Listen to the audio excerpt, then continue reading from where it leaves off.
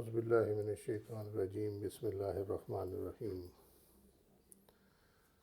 سبحان اللہ والحمد للہ ولا الہ الا اللہ واللہ اکبر ولا حول ولا قوة الا باللہ العلی العظیم اللہم صلی علی سیدنا محمد وعلی آل سیدنا محمد وبارک وسلم وصلی علی جمیع الانبیاء والمرسلین۔ السلام علیکم ورحمۃ اللہ وبرکاتہ۔ سورۃ النساء شروع کرنے سے پہلے دو سوال آئے ہوئے ہیں۔ ایک سوال جو ہے وہ کل کے درس سے متعلق ہے کہ اگر وہ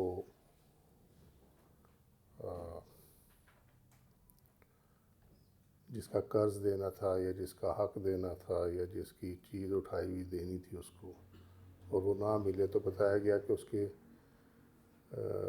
نام سے یعنی کوئی نیک کام کر کے اور اس کا ثواب جو ہے وہ اس کو پہنچ جائے، اللہ کے حضور پیش کر دے کہ جی اس کا ثواب اس کو دے دے کیونکہ اس کے میں نے پیسے دینے تھے۔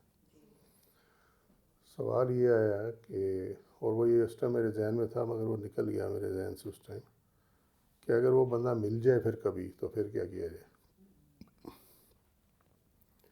تو اس کے پہلا طریقہ تو اس کا یہ ہے کہ اسے بتا دیا جائے کہ میں نے اس طرح نکال دیا ہے، ٹھیک ہے، اور یہ فیل کر کے میں نے اس کا ثواب تمہارے لیے کر دیا کیونکہ مجھے مل نہیں رہے تھے تم۔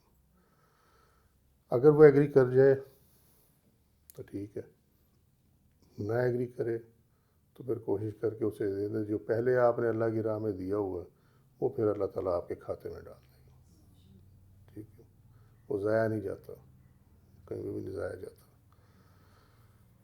اور دوسری بات یہ ہے کہ اگر وہ نہیں ہے، گنجائش نہیں ہے دینے کی، اس ٹائم گنجائش نہیں ہے دینے کی، تو اس سے پھر کر لیں کہ میں نے نکالا ہوا، میرے پاس جیسے گنجائش ہے کہ میں دے دوں گا، ورنہ آلریڈی میں نے پے کیا ہوا، وہ تمہیں قیامت کے دن مل جائے گا، یا اللہ تعالیٰ اس دنیا میں ثواب دے دے گا۔ اللہ سے جس طرح بھی تمہیں ثواب چاہیے اس طرح تم اس سے لے سکتے ہو، ٹھیک۔ تو یہ دو صورتیں۔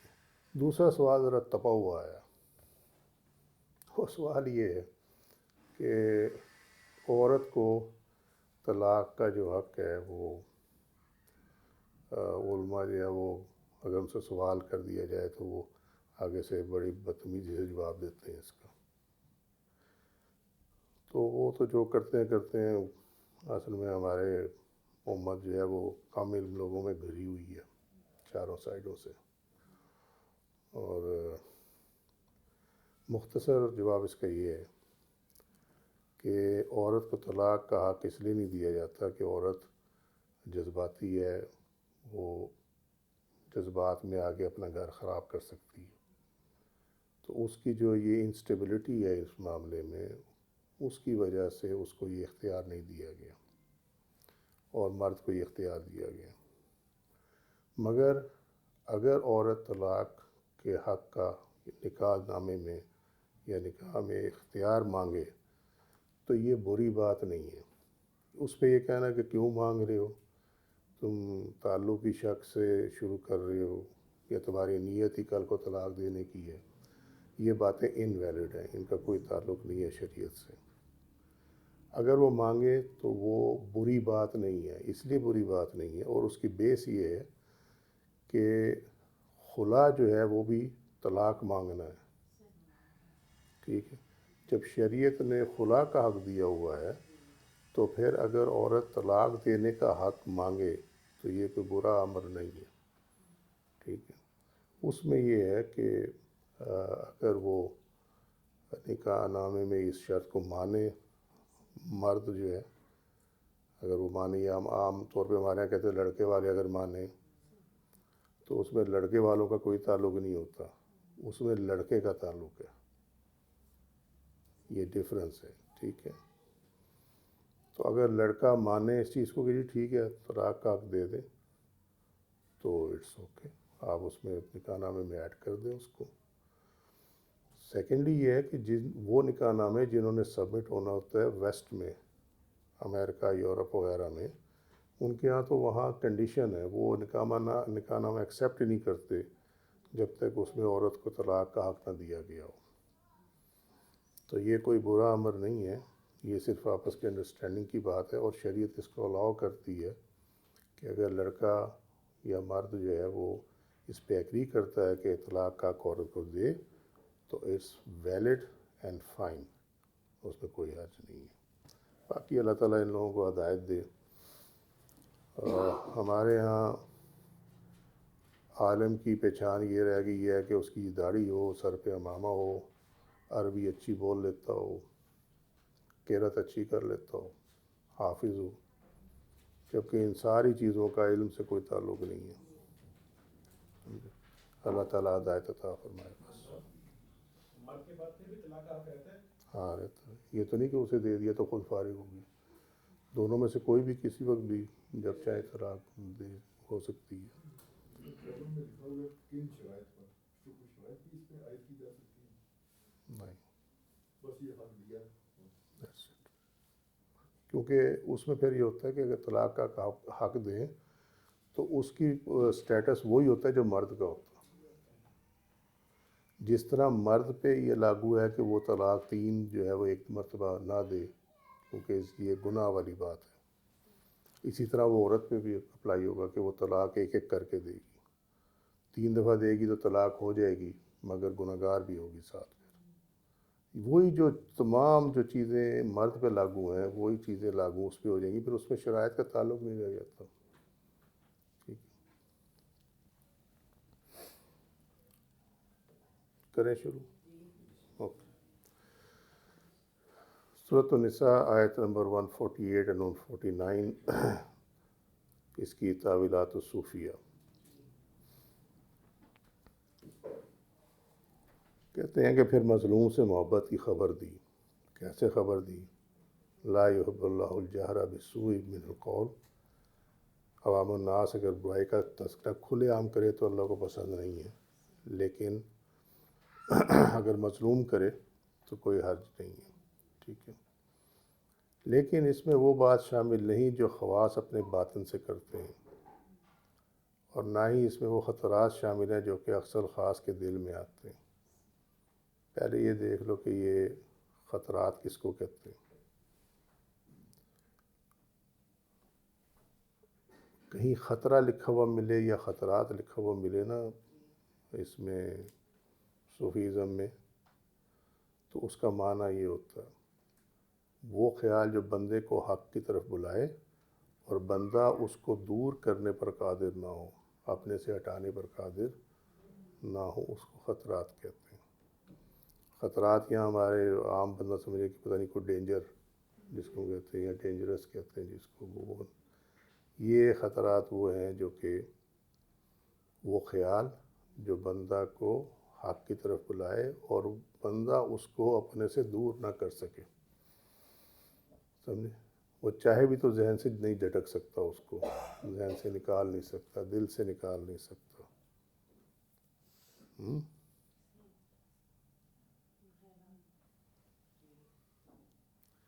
اب کوئی خیال تو خیال ہوتا ہے، دور ہو جاتا ہے، لیکن پہلی اس میں کنڈیشن ہی یہی ہے، دوسری کنڈیشن سوری، کہ وہ دور نہیں ہوتا۔ یہ چیز کیا ہوتی ہے؟ بات اب یہ ہے اصل میں کرنے والی۔ ہم نے سورہ البقرہ میں آیت پڑھی تھی کہ کوئی چیز آپ سمجھتے ہو آپ کے لیے اچھی ہے لیکن وہ اچھی نہیں ہوتی آپ کے لیے، اور جسے آپ برا سمجھتے ہو سکتا ہے وہ آپ کے لیے اچھی۔ ٹھیک ہے، یہ ان آیات کا لب لباب ہے۔ ہوتا یہ ہے کہ یہ بعض چیزوں کے کرنے کا جب خیال آتا ہے نا تو بندہ سمجھتا ہے کہ یار نہیں یہ مجھے نہیں کرنا چاہیے، لیکن وہ اس کو اوائڈ نہیں کر پاتا، وہ پھر وہ کر جاتا ہے اس کو، اور کرنے کے بعد اس کو پتہ چلتا ہے کہ یار یہ ٹھیک ہو گیا کام۔ یہ سادہ الفاظ میں سمجھانے کی کوشش کی ہے، اگر سمجھ میں آ جائے تو سمجھے۔ سو آپ اپنا اختیار وہاں پہ کھو دیتے ہیں کسی کام کو کرنے کا یا نہ کرنے کا، سمجھ، آپ کے اختیار میں نہیں رہتا۔ ہاں وہ ٹھیک بھی ہے، وہ اس لیے کہ وہ حق کی طرف سے ہوتا ہو جاتا۔ یہ چیز جو ہے نا، یہ الفاظ میں بیان کرنا اس کو مشکل ہوتی ہے، بس اللہ کی رحمت ہے جو بیان کر دیا، اس کو اتنے سمجھ لو گے۔ یہ کیونکہ پریکٹیکل چیز ہے بالکل، اس کا تعلق جو ہے وہ ہونے سے ہے، ٹھیک ہے، اٹ اکرز، دیٹس اٹ، سمجھے، یو کانٹ ایکسپلین اٹ، یہ وہ خطرات ہیں۔ تو خطرات کہتے ہیں خیالات، ہم، یہ مطلب ہے یہ لینگویج خطرات جو ہے یہ کچھ عجیب سی ہے، کیونکہ اس سے لگتا ہے کہ خطرہ ہے، ہاں وہ کوشش ہو جاتے ہیں نا کہ یار اس کا کیا کرنا ہے، ٹھیک ہے، سو وہ ان ڈیسیژن میں ہی ایکچولی ڈیسیژن ہوتا ہے، اور وہ یہ چیز ہے جو آگے بتائی جا رہی ہے کہ بندہ اس کو دفع کرنے میں قادر نہیں ہوتا۔ باقی اس کی جو عربک وہ ساری ٹرمنالوجی میں بعد میں کروا دوں گا انشاءاللہ تعالی، لیکن اس میں وہ بات شامل نہیں ہے جو خواص اپنے باطن سے کرتے ہیں۔ پہلا حصہ اب آ جائیں اس کے اندر، خطرات تو سمجھ لیے نا، اب اس کی ایکسپلینیشن پہ آ جائیں۔ خواص اپنے باطن سے کرتے ہیں، یہ بڑا ہی عجیب قسم کی چیز ہے۔ وہ اس اینگل سے عجیب ہے کہ اس میں ہم سب ہی مبتلا ہیں، مگر مسئلہ یہ ہے کہ ہم سارے خواص نہیں ہیں۔ ہم اپنے باطن سے بات تو کرتے ہیں، لیکن اس بات کے کرنے کا لائسنس جس کے پاس ہے نا، وہ یہ لوگ ہیں خواص، عوام الناس کے پاس ہی نہیں ہے۔ اب اس میں فرق کیا ہوتا ہے؟ فرق اس کے اندر یہ ہوتا ہے کہ خواص جب اپنے باطن سے بات کرتے ہیں تو وہ حق کی بات ہوتی ہے، وہ حق، لیکن عوام الناس جب اپنے سے بات کرتے ہیں تو ایکچولی وہ اپنے نفس سے بات کر رہے ہوتے ہیں، اور اس نفس کے اندر جو پیچھے جو فیڈ بیک آ رہا ہوتا ہے وہ شیطان کا آ رہا ہوتا ہے۔ اسی لیے ہمارے اکثر ڈیسیژنز جو ہم اپنے آپ سے بات کر کے لیتے ہیں وہ غلط ہوتے ہیں۔ اور لوگ قبر کے پاس جا کر، یعنی ولی اللہ کے دربار میں، ولی اللہ کی قبر کے پاس جا کر وہ یہ محسوس کرتے ہیں کہ ہم ان سے بات کر رہے ہیں، ایکچولی وہ اپنے آپ سے بات کر رہے ہوتے ہیں۔ لیکن جب خواص قبر کے پاس جا کے کھڑے ہو کے بات کرے گا تو وہ واقعی حق کی بات کرے گا، یعنی صاحب قبر سے بات کرے گا۔ سمجھ میں آ رہی ہے بات یا نہیں آ رہی؟ تو اس کے لیے خواص کے سٹیٹس پہ ہونا ضروری ہے۔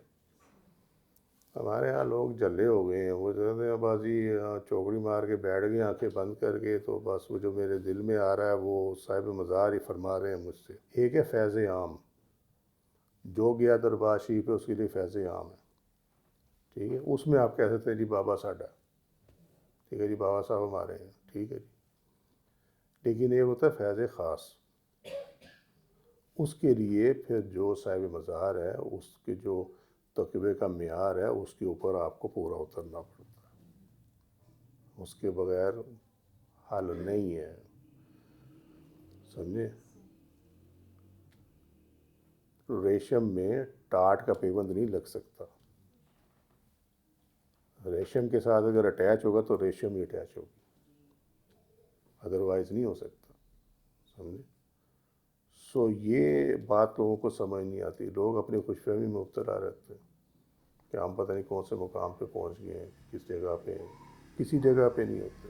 بات یہ ہے کہ درود شریف پڑھنا اللہ کی طرف سے آپ پہ واجب ہے، ٹھیک ہے، آپ کوئی احسان نہیں کر رہے ہو، وہ پڑھنا ہے، ٹھیک ہے۔ معاملہ یہ ہے کہ یہ ہے عوام الناس کے لیے کہ آپ نے درود شریف پڑھنا ہے، لیکن جب آپ کہتے ہیں کہ میں نے رائے سلوک پہ چلنا، میں نے اللہ کی طرف چلنا، ٹھیک ہے، تو پھر اس میں وہاں آ کے نا وہ عوام الناس والا کھاتا ختم ہو جاتا، وہاں آپ کو درود شریف تو پڑھنا ہی پڑھنا ہے۔ لیکن اگر آپ یہ کہیں کہ درود شریف پڑھ کے میں ڈائریکٹ جو ہے وہ چلا جاؤں گا وہاں پہ، تو بات وہی ہے کہ ان اللہ علی کل شیء قدیر، اللہ تعالیٰ سب کچھ کرنے میں قادر ہے، یہ اپنے ذہن میں رکھیں۔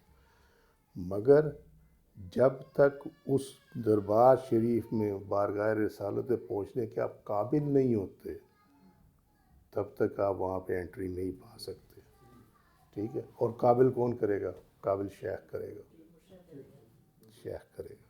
کیوں؟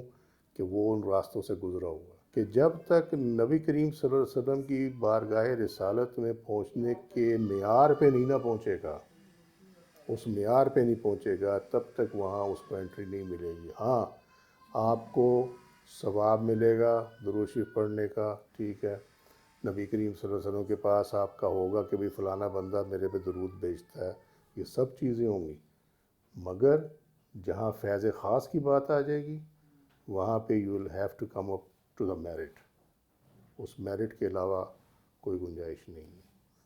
اسی لیے یہ فرق کیا جاتا ہے عوام الناس میں، خواص میں اور اقصى الخاص میں، ٹھیک ہے، کلیئر؟ تو درود شریف تو پڑھنا ہی پڑھنا ہے، اور یہ رائے سلوک میں تو درود شریف جو ہے وہ لازمی امر ہے، لازمی امر ہے، یہ اس کے بغیر نہیں کچھ ہو سکتا، اس لیے کہ اس میں کئی مقامات ایسے آتے ہیں جہاں آپ کو سپورٹ کی ضرورت ہوتی ہے۔ لوگ سمجھتے ہیں کہ یہ لون کروسیڈ ہے، نو، حتیٰ کہ دیکھا ہوگا وہ ملنگوں نے مالا پہنی ہوتی ہے، تو ان سے کبھی پوچھے ان سے کہ اس مالا کا کانسیپٹ کیا ہے، وہ نہیں بتا سکتے، سرسری تھا اگر کو بتا رہے میں کہہ نہیں سکتا، ورنہ حقیقت اس کی نہیں بتا سکتے۔ تو یہ کھیل مذاق بنا ہوا ہے، انڈورسمنٹ چاہیے ہوتی، اسی لیے وہ جو کی ہوئی ہے نا تفسیر کہ یہ صراط مستقیم دو ہیں، ایک بندے سے اللہ کی طرف اور ایک اللہ سے بندے کی طرف، ٹھیک ہے؟ تو جو اللہ سے بندے کی طرف ہے نا، اس کے اوپر یہ جو انبیاء صدیق اور شہداء جو ہیں یہ ایکچولی اس کے مددگار ہوتے ہیں، اس کے لیے فرمایا گیا کہ کیا خوب ساتھی ہیں یہ، ٹھیک ہے؟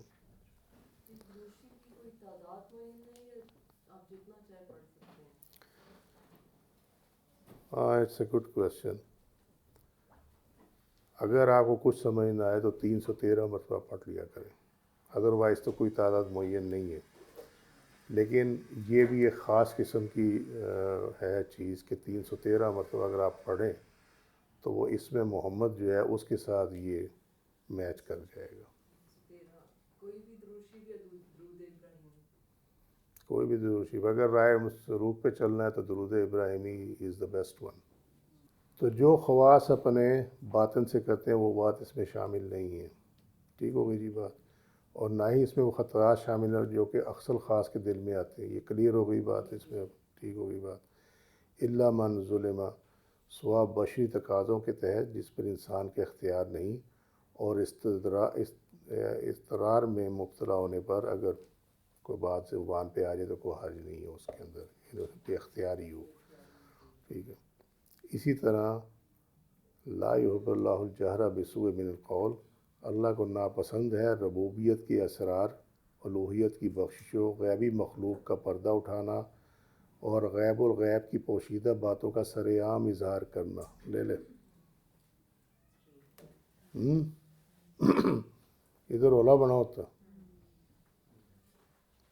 وہ کوئی کہہ رہا ہوتا جی مولا علی مشکل کشا کی سواری آ گئی، کوئی کچھ کہہ رہا ہوتا ہے، کوئی کہیں چڑھا ہوا ہوتا ہے، وہ جی میں یہاں کھڑا تھا حضور یہاں کھڑے تھے، کیا بات، وہ جی میں نبی کریم صلی اللہ علیہ وسلم کی قبر مبارک کے پاس بیٹھا تھا، وہاں جو ہے وہ آپ نے یوں فرمایا، آپ نے یوں فرمایا، اس کا منہ دیکھ کہ جھوٹ بول بول کے جس کے منہ سے فرشتے بھاگ جاتے ہیں بدبو سے، وہ کہہ رہا ہے میں نبی کریم صلی اللہ علیہ وسلم کی قبر کے پاس بیٹھا ہوں، اور آپ صلی اللہ علیہ وسلم کی قبر مبارک پہ 70,000 فرشتوں کا پیرا ہے، وہاں بڑے بڑوں کی مجال نہیں ہے، سمجھے؟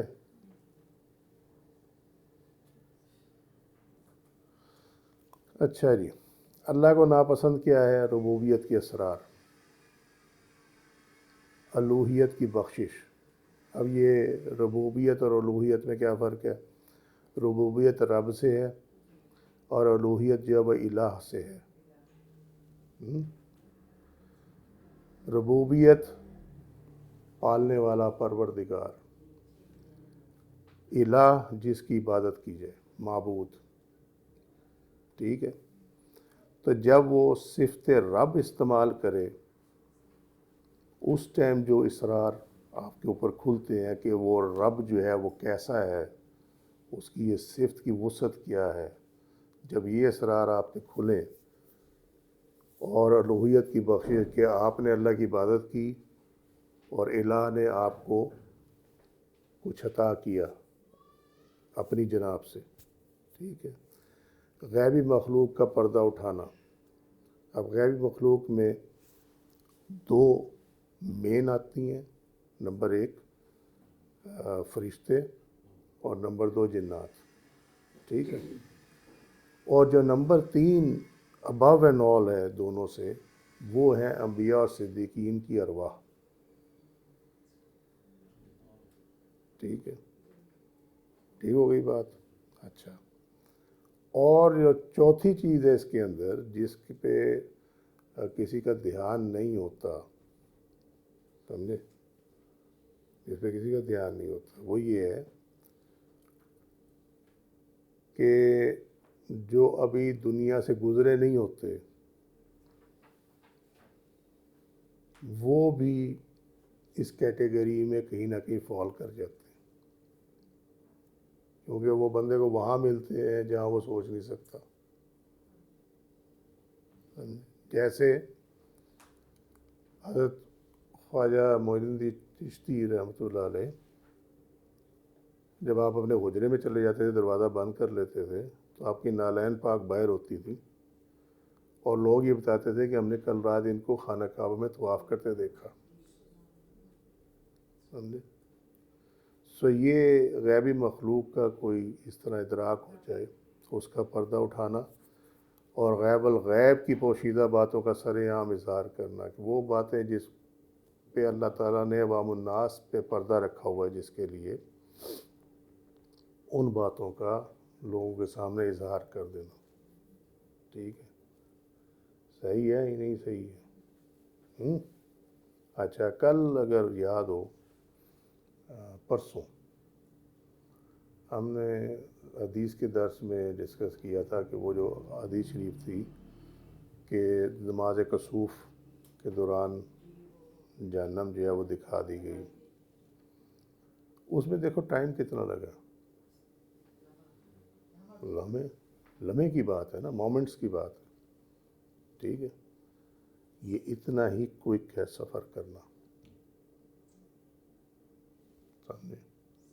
وہ چاہے تو عرش کو سامنے کر دے، وہ چاہے تو جنت کو سامنے کر دے، وہ چاہے تو جہنم کو سامنے کر دے، اور اس میں کوئی ٹائم نہیں لگتا. سمجھے. کم علمی کا عالم یہ ہے. میں نے ایک پوسٹ دیکھی، وہ پتہ نہیں کیوں میں نے دیکھ لی، مجھے سمجھ نہیں آئی. وہ حدیث لکھی ہوئی تھی، میں نے کہا دیکھ لیتے کون سی حدیث ہے. تو وہ حدیث وہ تم لوگوں نے پڑھی ہوئی ہے، وہ الحمد شریف کے بارے میں، سورہ الفاتحہ کے بارے میں، کہ یہ آدھی جو ہے بندے کی آدھی میرے لیے، اور درمیان کی جو آیت ہے وہ اہدنا الصراط المستقیم. ٹھیک ہے. ایاک نعبد و ایاک نستعین اہدنا الصراط المستقیم.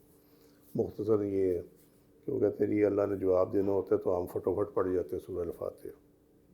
ہمیں رک رک کے پڑھنا چاہیے تاکہ جب ہم پڑھیں رکیں تو اس رکنے میں اللہ تعالیٰ ہمیں جواب دے. میں نے سر پکڑ لیا، میں صحیح بتا رہا ہوں. کیوں؟ اللہ سبحانہ و تعالیٰ اس پہ غالب ہے کہ اللہ کو پتہ ہے اس بندے نے کیا پڑھنا. نمبر 1. نمبر 2، اللہ تعالیٰ زمان اور مکان یعنی وقت اور جو اسپیس ہے اس سے آزاد ہے. اس کو اس کی ضرورت نہیں ہے کہ کوئی رکے اور تب وہ جواب دے. اگر وہ نہیں رکے گا تو وہ جواب نہیں دے گا. یہ فرق وہاں آتے ہیں جہاں آپ اللہ تعالیٰ کی ذات کو نہیں جانتے، اس کی صفات کو نہیں پہچانتے. یہ فرق وہاں آتا. اس سے جو اگر آپ یہ کہیں کہ اس کو پہچانے اور اس کو جانے بغیر آپ کہیں کہ جی ہمیں کچھ مل جائے گا، تو وہ نہیں ہونے والا. سمجھے.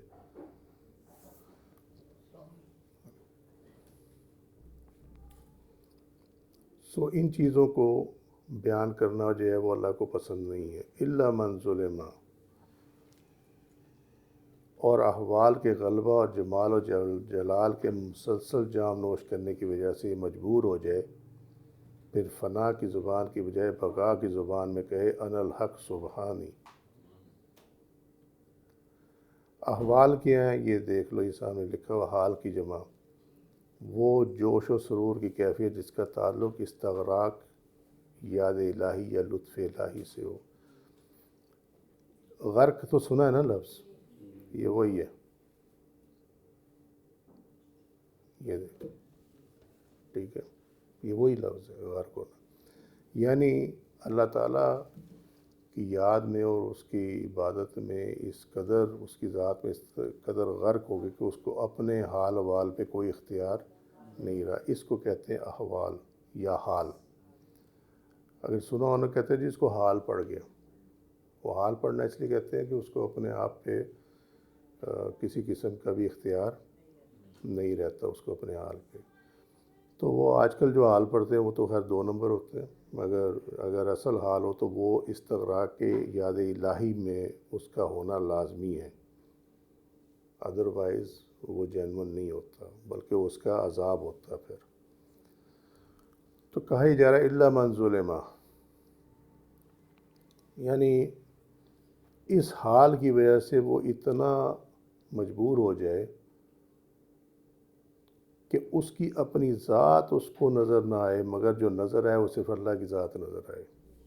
ٹھیک ہے، اب وہ اپنے حال میں ہے، باہر کے حال میں نہیں ہے. ذرا یہ دھیان کرنا، یعنی وہ تمہیں نہیں دیکھ رہا، وہ اپنے اندر کے حال میں مست ہے. اور جب اپنے اندر کے حال میں مست ہے وہاں اس کو اپنی ذات نظر نہیں آ رہی. اور جب ذات نظر نہیں آ رہی اور جو نظر آ رہا ہے وہ کیا نظر آ رہا ہے؟ کیونکہ وہ اللہ کے ساتھ کنیکٹڈ ہے تو اس کو صرف اللہ کی ذات دکھائی دیتی ہے بامر نور. ٹھیک ہے، تو پھر زبان سے اگر یہ نکل جائے انا الحق و سبحانی، میں حق ہوں، میں پاک ہوں، سمجھے، تو وہ ایکچولی اپنے آپ کو نہیں کہہ رہا ہوتا، اس نے جس کو دیکھا ہے اپنے اندر اس کو کہہ رہا ہوتا. ٹھیک ہے، اس سے لوگ جو ہیں وہ یہ کنسٹرو کرتے ہیں، یعنی اسے تشریح کس طرح کرتے ہیں کہ دیکھو جی یہ حلول کی بات کرتے ہیں کہ اللہ ان کے اندر حلول کر گیا، یعنی کہ اندر اتر گیا اللہ سبحانہ و تعالیٰ. تو جی یہ تو ہندوؤں کا معاملہ ہے اور یہ سارا کچھ معاملہ ہے. یہ باتیں وہ کرتے ہیں جن کو اس چیز کی سمجھ نہیں ہے، اس کا کانسیپٹ ہی کلیئر نہیں ہے. جب ابر ربی بت میں ڈالا گیا، بھیجا گیا، تو بت نے بولنا اور دیکھنا شروع کیا. اس سے پہلے بت آدم جو ہے وہ بت ہی تھا، جس کو یہ ابلیس جو ہے آتے جاتے ٹھوٹا بھی مار جاتا ہوگا. ٹھیک ہے، تو وہ ایکچولی اللہ کا نور تو اندر موجود ہے. اللہ نے اپنا، آپ جس طرح موبائل میں چپ نہیں لگا دیتے، یہ کیا کہتے ہیں اس کو، سم. موبائل میں سم لگی ہوئی ہے نا، وہ سم کیچ کرتی ہے سگنل تو آپ بات کرنے کے قابل ہوتے ہو. آپ اس کو اسی سے سمجھ لو کہ جب امر ربی بت میں ڈالا گیا تو یہ بولنا شروع ہو گیا. یہ اس کے اندر اللہ نے اپنی سم لگا دی ہے. ٹھیک، ایک طرح کی سم لگا دی ہے. ٹھیک ہے، اس سم کو آپ نکال دیں موبائل بیکار ہے. آپ اس جسم کو دفنا ہی سکتے ہیں اور کچھ نہیں کر سکتے. ٹھیک ہے، اب ہمارے ہاں امت میں اکثر لوگوں کی سم ایکٹیویٹ نہیں ہوتی، سمجھے. جن کی ایکٹیویٹ ہو جائے ان کو پتہ ہوتا ہے اندر ہمارے کیا بول رہا ہے. اب تو آسانی سے سمجھ آ گئی ہوگی. ٹھیک ہے، اب تو سمجھ میں آ گئی کہ نہیں سمجھ میں آ گئی. تو پہلے آتی ہے آڈیو، اور آڈیو پہ جب وہ یہ والا کام ہو جائے کہ یہ اسرار اور بخششوں کو اور غیبی مخلوق کا پردہ نہ اٹھائے، غیب الغیب کی پوشیدہ باتوں کو سر عام اس کا اظہار نہ کرے، جب اس پہ ایک لمبا عرصہ گزر جائے، ٹھیک ہے، تو پھر ویڈیو جاری ہوئی جاتی. اور آڈیو آنے سے پہلے ایک بہت لمبا عرصہ ہے، 25 30 40 سال 40 ایئرز سمجھے، آڈیو آنے سے پہلے، کیونکہ اس کے تقوی کو ہر لیول پہ ٹیسٹ کیا جاتا، ٹھیک ہے، ہر طرح سے ٹیسٹ کیا جاتا، اس کو محروم کر کے ٹیسٹ کیا جاتا، اس کو نعمتیں بخش کے ٹیسٹ کیا جاتا، اس کے تقوی کو ہر طرح سے ٹیسٹ کیا جاتا ہے، تنگی میں، خوشحالی میں، ہر جگہ پہ، کہ آیا یہ اس میں گرتا ہے یا پھر بھی یہ اللہ کی طرف ہی رہتا، ٹھیک ہے، خوبصورت عورتوں میں، اسی طرح علم کی زیادتی میں، کہ یہ کہ تکبر میں تو نہیں آ جاتا علم کے ساتھ. سو یہ اللہ تعالیٰ جس کو جس طرح چاہے جج کرنا، یہ اس کا اختیار ہے. میں نے تو اس کی کئی ایک مثالیں دے دی ہیں کہ ایسے سے بھی ہوتا. جب وہ اتنے لمبے عرصے تک ٹیسٹڈ ہو جائے، پھر اس کے بعد آڈیو جاری ہوتی ہے، سمجھے. اور اگر وہ دنیا داری میں بھی شامل ہو تو آڈیو کے ساتھ شور ہوتا، اگر وہ دنیا داری میں نہ ہو تو آڈیو کے ساتھ شور نہیں ہوتا، سمجھے. پھر اس کے بعد ویڈیو جاری ہو جاتی. تو جب یہ سم جو ہے وہ آڈیو ویڈیو شو کرنا شروع کر دینا، تو پھر اس حال میں اگر زبان سے یہ نکل جائے انا الحق سبحانی، تو پھر انہوں نے کہا تھا، وہ پوچھا نا عشق کیا ہے، کہنے لگے کل بتاؤں گا. تو اگلے دن سولی چڑھا دیا گیا تھا، پھر اتار کے سولی سے جلا کے راکھ بکھیر دی گئی تھی. یہ ہے کیونکہ جن لوگوں نے کیا انہیں معلوم ہی نہیں تھا کہ معاملہ کیا ہے. لیکن ہمارے بابا رحمۃ اللہ علیہ فرماتے ہیں، حضرت بابا فرید گنج شیخر رحمۃ اللہ علیہ، وہ کہتے ہیں کہ منصور سے جو ہے نا برداشت نہیں ہو سکا، سمجھے. تو وہ اس وجہ سے یہ معاملہ ہوا، اور وہ یہی بات ہے جو یہ تمہارے سامنے، وہ یہی بات. وکان اللہ سمیعا علیما، اللہ تعالیٰ ازل سے ان کے مقالات کو سننے والا اور ان کے اعمال کرنے سے پہلے ان کا ظاہر و باطن جاننے والا ہے.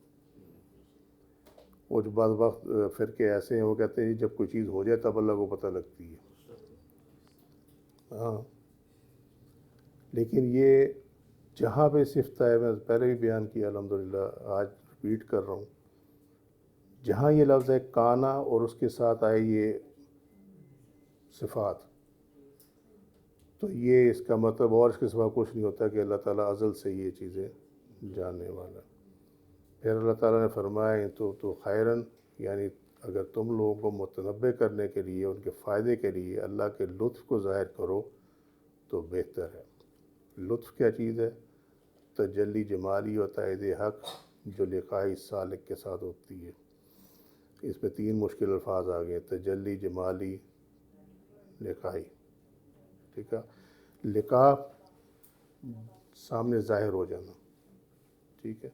لقائی سالک اس کو کہتے ہیں جس کے سامنے چیزیں ظاہر ہو چکی ہوں، اللہ نے ظاہر کرنا شروع کر دیا ہو غیب کو، ٹھیک ہے، اس کو لقائی سالک کہتے ہیں.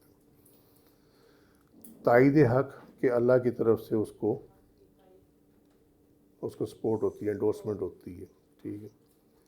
تجلی ہمارے ہاں اس کا نارملی جو ہے وہ لیا جاتا ہے کہ جی لائٹ، روشنی، ٹھیک ہے، اس کا مطلب بھی یہی لیا جاتا. لیکن تجلی ایکچولی ناٹ نیسیسریلی کہ یہ لائٹ ہو. جب قلب پہ ہو، ٹھیک ہے، تو اس کا کوئی رنگ نہیں ہوتا. جب قلب پہ ہو اس کا کوئی رنگ نہیں ہوتا. جب جسم سے باہر ہو اس کا رنگ ہوتا، ٹھیک ہے. It has different colours. لیکن جب قلب سالک پہ ہو، یعنی یہ اس پہ ہو، یہ جس کا ذکر یہاں کیا گیا، تو اس کا رنگ نہیں ہوتا، یہ ہمیشہ وائٹ ہوتی ہے. جمالی اور جلالی، تجلی جمالی وہ ہوتی ہے جو طبیعت میں آپ ایسے کرتے کہ ایسے سمجھے جیسے بندہ فریزر میں لگ جاتا، سمجھے. اور تجلی جلالی جو ہوتی ہے وہ ایسے ہوتا ہے جیسے آپ توے میں بیٹھ گئے، اس کو سنبھالنا بہت مشکل ہو جاتا. سو اگر لوگوں کے فائدے کے لیے لطف کو ظاہر کرو تو بہتر ہے. وہ آج کے لیے اتنا ہی، انشاءاللہ تعالیٰ اس کو نیکسٹ کریں گے. وما علینا الا البلاغ واللہ رسولہ اعلم بالصواب. سبحانک اللہم وبحمدک اشہد ان لا الہ الا انت استغفرک وتوب علیک عملت السوء ظلمت نفسی فاغفر لی فإنہ لا یغفر الذنوب الا انت سبحان ربک رب العزۃ عما یصفون وسلام علی المرسلین والحمد للہ رب العالمین۔ السلام علیکم ورحمۃ اللہ وبرکاتہ۔